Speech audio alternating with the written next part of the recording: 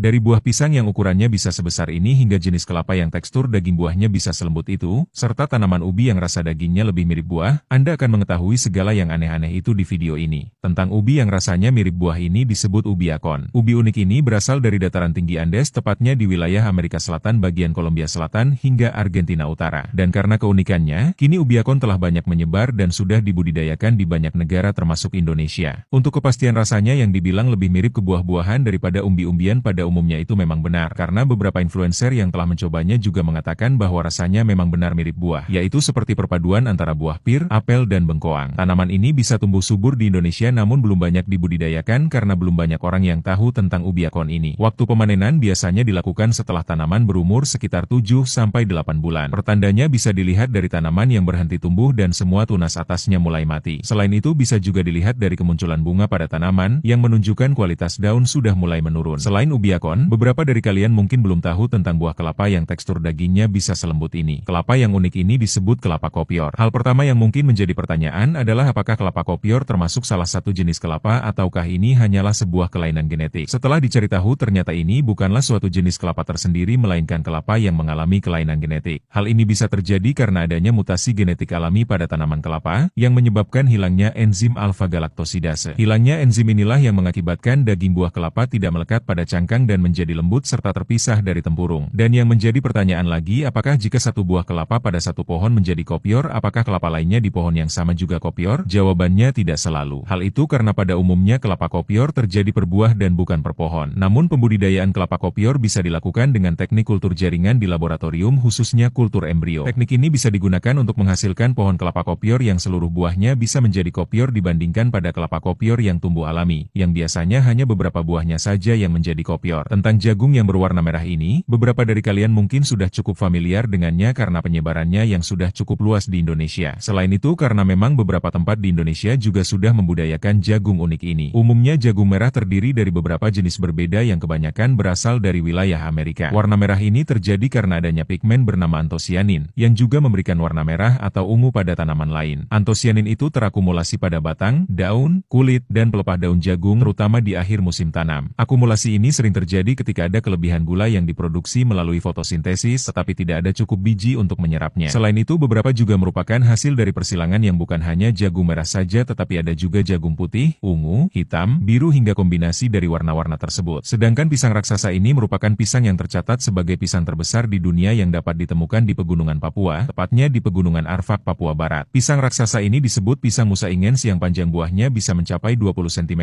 dengan diameternya hingga 4-6 cm. Satu tanda